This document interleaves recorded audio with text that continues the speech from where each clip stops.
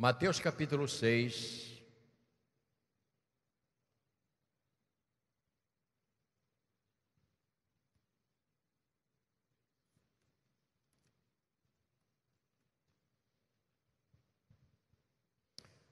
A vida cristã e espiritual, irmãos, é como uma planta que, se você quiser mantê-la alimentada, caiu o papelzinho de alguém? Se você quiser manter esta planta alimentada, você tem que fazer sempre duas coisas ou três. Primeira, não pode faltar água e nem colocar demais. Tem planta que não aceita você colocar água demais porque ela apodrece as raízes. Tem que botar só para manter. Então, esse é um princípio. Segundo princípio, quando ela está com folhas amarelas, você tem que chegar lá e tirar aquelas folhas para poder não ficar sugando mais a planta.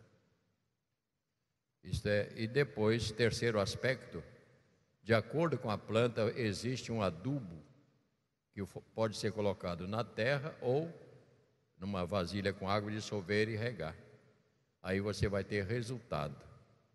A vida espiritual e a vida cristã, ela precisa também de ser alimentada.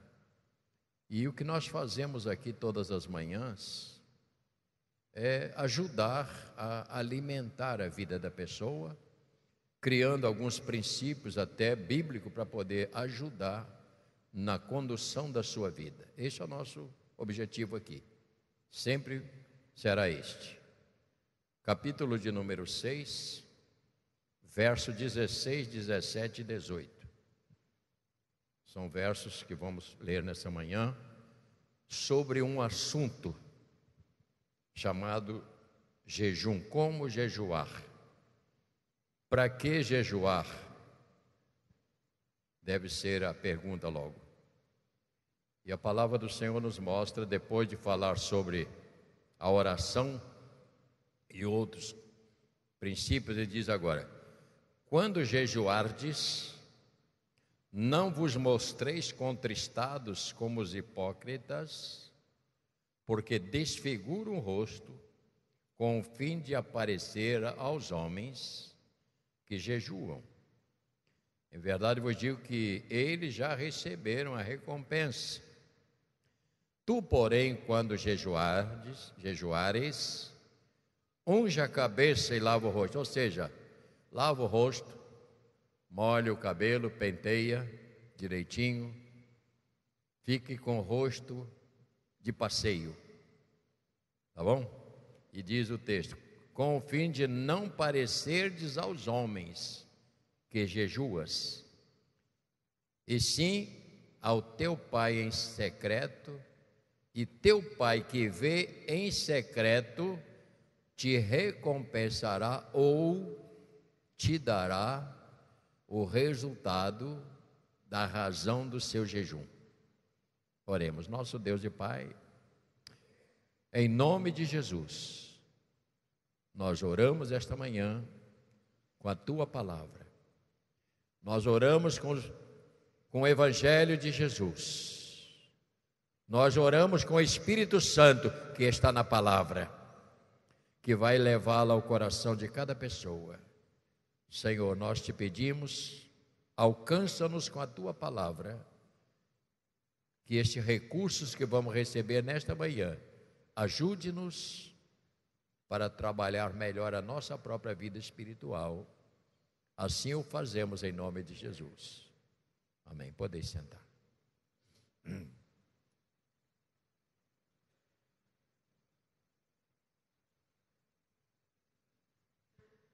Eu tenho intitulado sempre essas nossas falas aqui no Sermão da Montanha ou do Monte, como inicialmente foi como degraus para chegarmos até onde chega no altar, e agora nós chegamos em cima, nós temos portas, para que você escolha a porta que interessa a você. Qual é a porta que eu vou entrar? Por onde eu quero entrar? Tem a porta, de várias portas, nós já falamos. Hoje nós temos aqui a porta do jejum, que creio eu, que é um dos elementos mas muito forte para nós. Creio eu que esta porta tem um peso muito forte na vida espiritual. Ouça bem,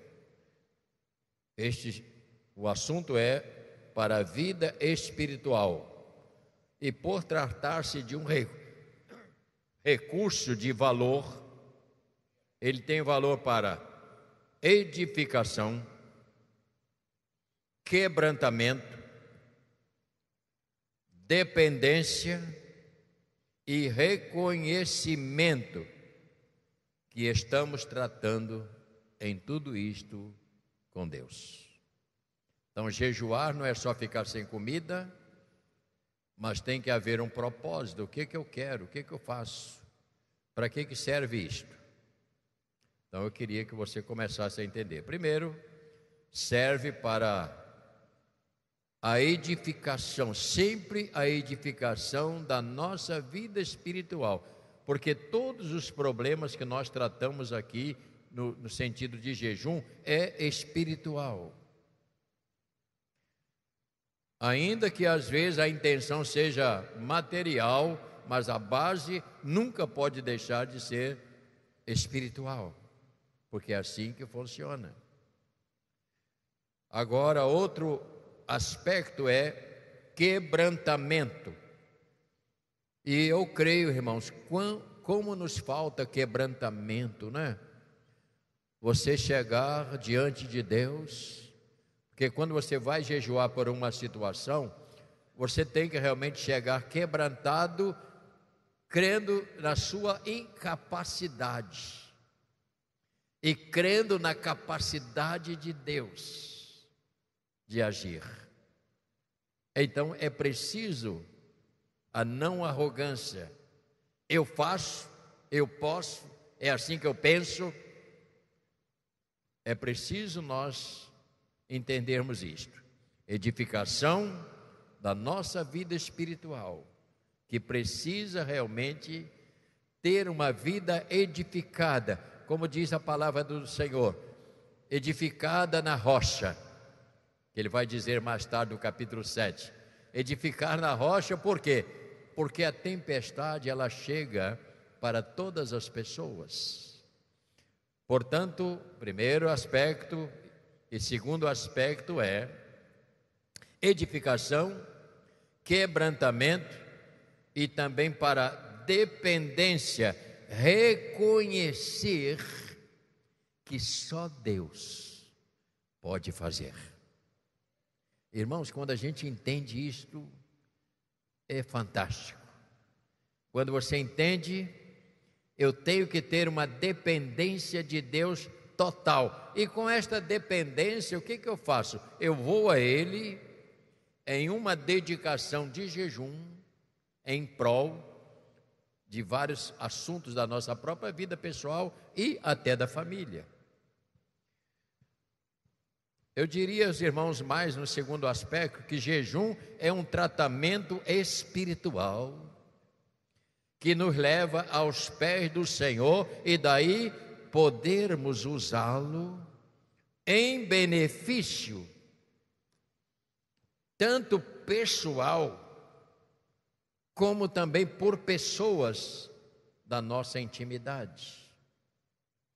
Eu posso chegar diante de Deus, fazer um jejum, chamamos isso de dedicação ou consagração a um fato, àquilo que eu quero. Isto precisa ser bem conhecido para você fazer um jejum que tenha proveito. Do contrário, não vai funcionar. Vou melhorar um pouquinho. Podemos usá-los em benefício da nossa vida pessoal e de outras, até situações, quando a mesma nos traz peso, principalmente. Essa palavra é a chave. Eu só posso fazer o jejum por uma situação ou por uma pessoa quando isso me traz peso ao coração que é um sentimento íntimo de querer o bem-estar de uma pessoa a qual eu quero e eu amo, de uma pessoa que eu tenho prazer em comungar com ela. Então é preciso que a gente clareie bem esse negócio de jejum, esse assunto de jejum, aliás, para isso. Nos traz peso ao coração e nos leva a interceder, e esta intercessão, o que eu faço? Se eu vou dedicar uma parte da manhã em jejum, eu sei por que eu estou fazendo. É em prol de uma situação, o que eu vou fazer? Eu vou usar esse tempo de jejum intercedendo. Este é um momento muito íntimo, muito da gente com Deus. É uma coisa muito pessoal, que às vezes nem a pessoa que ele não está sabendo. Você não pode chegar para a pessoa e falar, eu vou fazer um jejum para você. Você não pode fazer isso. Tem que ser uma coisa íntima, sem que a pessoa saiba de que você está intercedendo com jejuns diante de Deus para o benefício. Isso é muito importante, a gente pegar a palavra de Deus e começar a descobrir, porque Jesus não ia só dizer, quando jejuar, jejum, ele falou mais coisas do que isso.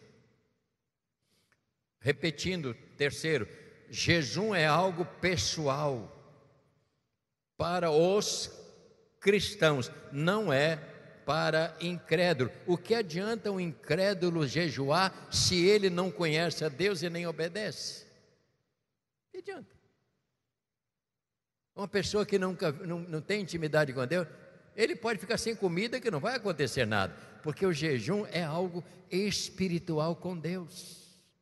E tem que ser de uma pessoa que tem comunhão e intimidade com Deus.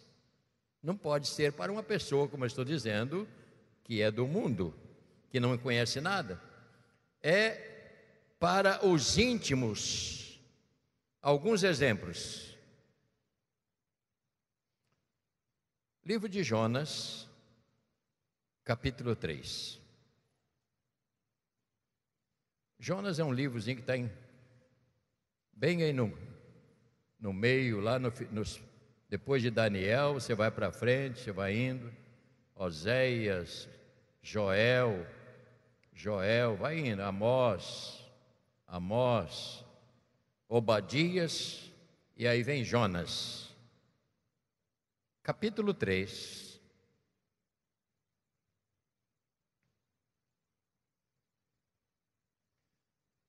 Diz a palavra, havia um povo rebelde que tinha desobedecido a Deus e estava lá vivendo uma vida em conflitos, onde a prostituição era muito grande e outras coisas perigosas. Porque olha para mim, a pessoa que se afasta de Deus, ela vai entrar em caminhos extremamente perigosos. Isso é perigoso demais. Aqui diz assim, Jonas prega em Nínive. Verso 1, veio a palavra do Senhor a segunda vez a Jonas, dizendo, dispõe-te, vai à grande cidade de Nínive e proclama contra ela a mensagem que eu te digo. Levantou-se, pois, Jonas e foi a Nínive segundo a palavra do Senhor. Ora, Nínive era cidade muito importante diante de Deus, e de 3 dias para percorrer. Começou Jonas a percorrer a cidade, de caminho de um dia, e pregava e dizia, olha a mensagem, ainda 40 dias e Nínive será subvertida ou destruída do mapa. Agora você observa no versículo 5 o teor. Os ninivitas creram na mensagem.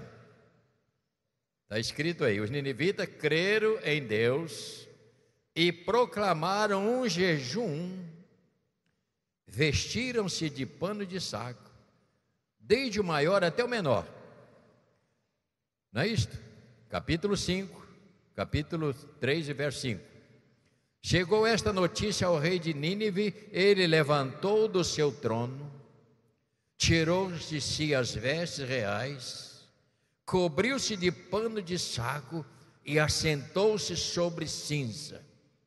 E fez proclamar e divulgar em Nínive, por mandado do rei, e aos seus grandes, nem homens, nem animais, nem boi, nem ovelha, provem coisa alguma, nem levem aos pastos, nem bebam água, mas sejam cobertos de pano de saco, tanto os homens como os animais, e clamarão fortemente a Deus, e se converterão de cada um do seu mau caminho e da violência que há nas suas mãos. E ele disse aqui: quem sabe se voltará a Deus e se arrependerá e se apartará do furor da sua ira, de sorte que não pereçamos. E aqui no verso 10, olha que coisa fantástica, leia: viu Deus o que fizeram, como se converteram do seu mau caminho, e Deus se arrependeu do mal que tinha lhes dito de faria, e não o fez. Veja que há um poder extraordinário quando eles foi proclamado, ninguém disse nada. Eu achei exagerado, que até boi não podia comer. Que berração de boi deve ter sido com fome naquele dia, né? Na verdade, ninguém. Agora, o que você vê, o próprio rei, ele tirou as suas vestes reais, vestiu-se de pano de saco e sentou na poeira, no chão, dizendo: Deus, não faça esta miséria. Deus, tenha misericórdia. Eu creio, irmãos, que isso vai começando a abrir para nós um leque, para você entender que certas coisas precisam ser bem cuidadas. Então nós temos aqui mais alguns exemplos. Mateus 17, 21. E aqui nós temos uma outra situação. Se eu não terminar hoje, eu fico para a semana que vem, eu não tenho pressa não.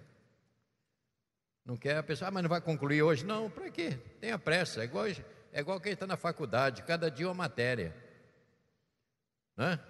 Para você se familiarizar. Mateus 17. Aqui tem uma narrativa, verso 14. E eu estou fazendo questão de ler essa narrativa com os irmãos, para que os irmãos possam ver que coisa extraordinária.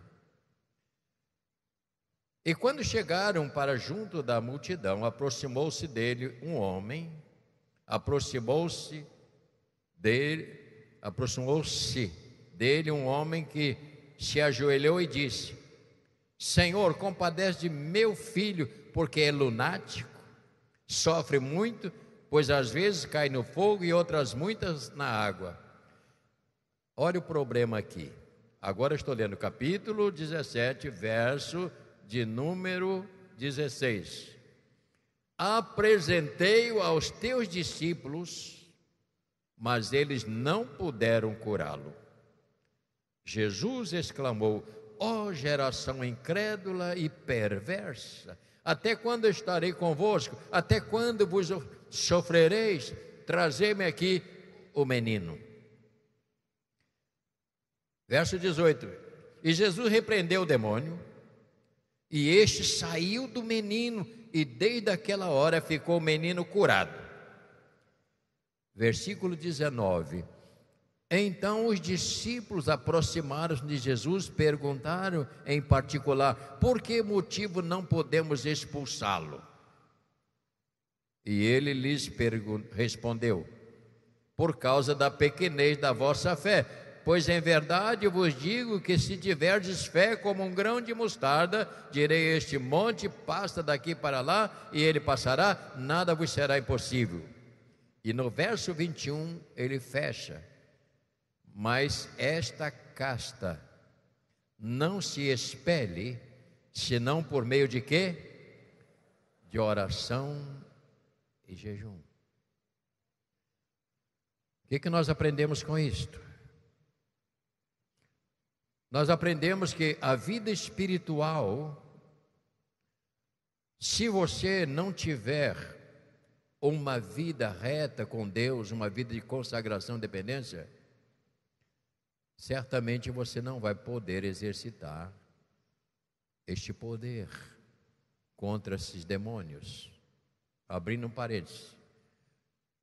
Quando você vai orar por uma situação, pessoas endemoniadas, não adianta chegar de qualquer maneira. Você deve, a não ser que aconteça num momento, e você tem que estar preparado. Mas há situações. Você vai visitar, por exemplo, uma casa onde a família toda é de centro espírita e tem uma pessoa que está se convertendo e você quer ir lá para... Você deve jejuar e dizer: Deus, prepara-me para esta missão. E você deve passar um período de jejum e oração e dizer: Senhor, eu vou lá na autoridade do seu nome. Eu não vou lá porque eu sou fulano ou fulana. Eu vou lá como mensageiro do Senhor. E eu vou dizer a você uma coisa: não há demônio que resista um homem, uma mulher que se prepara para a missão dele. Isso é muito sério, muito e muito sério, o que eu estou terminando de falar nessa. Podemos orar em prol da obra, por ser jejum algo pessoal, é recomendado não dar sinal que estamos jejuando. Ou seja, há pessoas que vão jejuar, não penteia o cabelo, não lava nem o rosto, nem escova os dentes, e fica... A pessoa olha para essa pessoa assim: o que houve, fulano?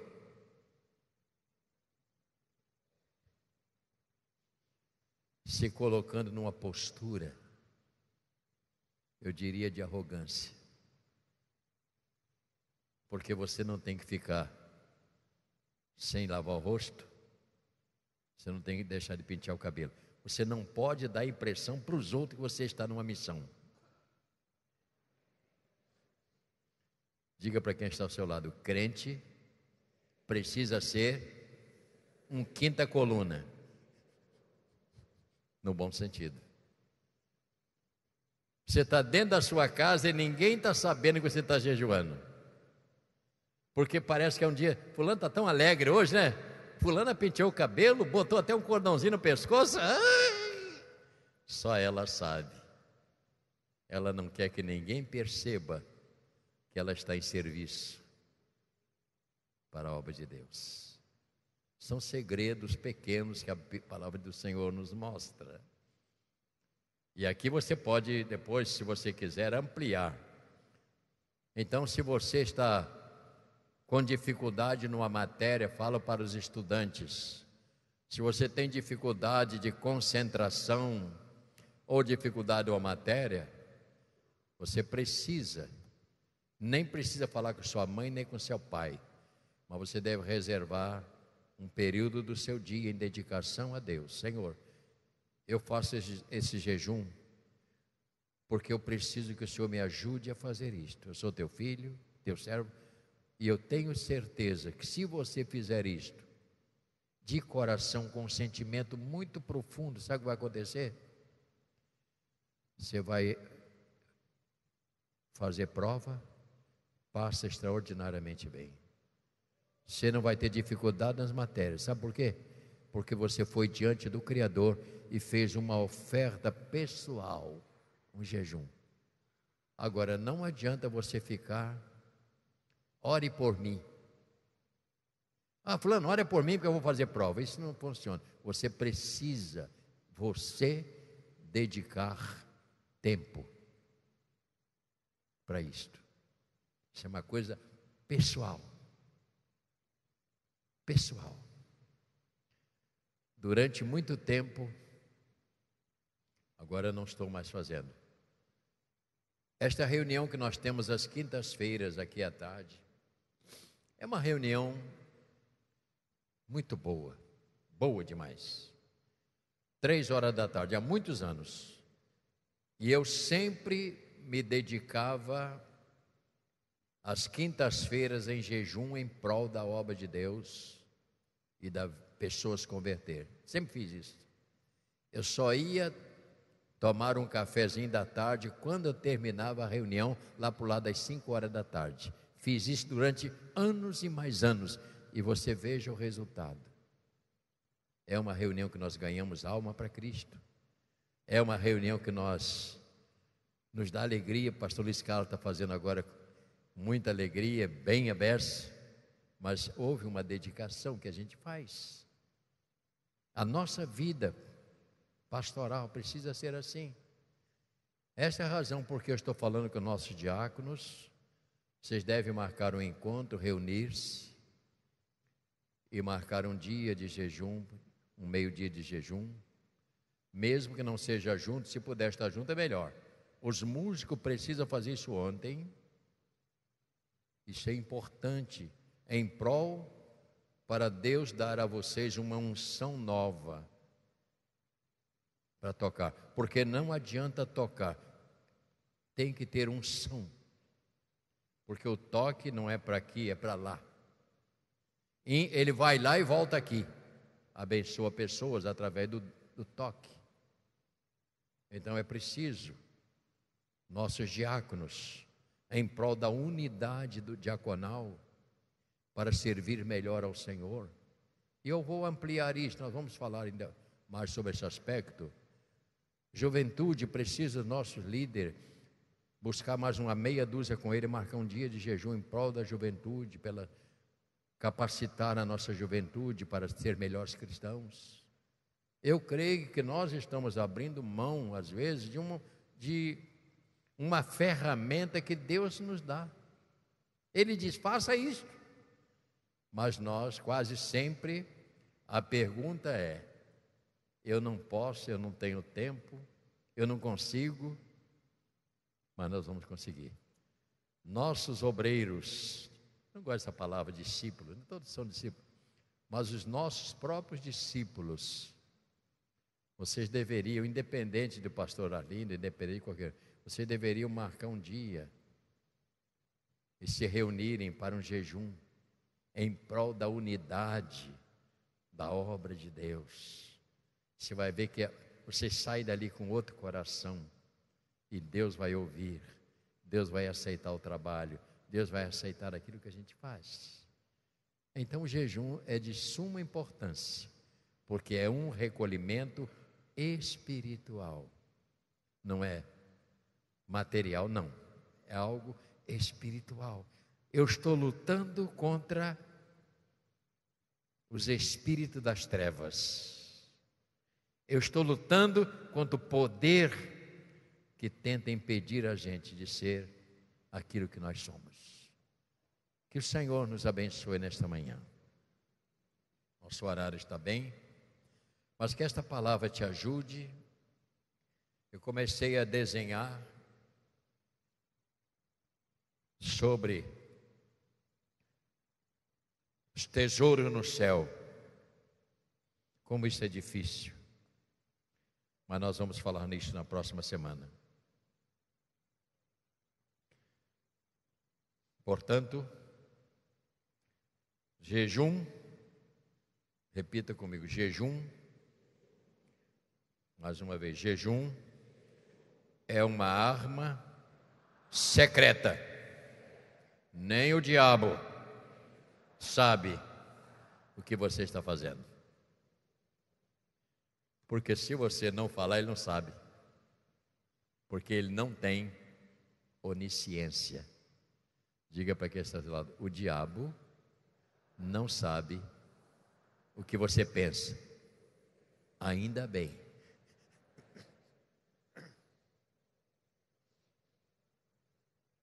Ainda bem, né? porque ele não sabe.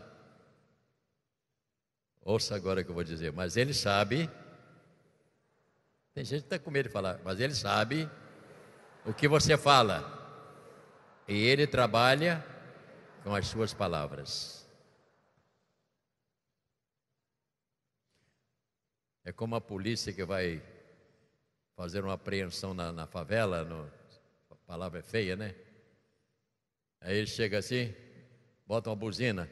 Ali, a polícia vai fazer aqui amanhã, andar fazendo prisões aqui dentro.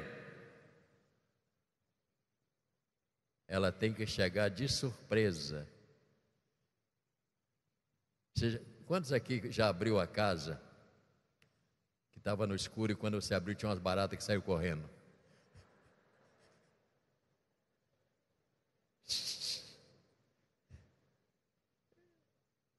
Você tem que fazer surpresa. Você tem que fazer surpresa com a sua vida. Vamos ficar de pé, meus irmãos.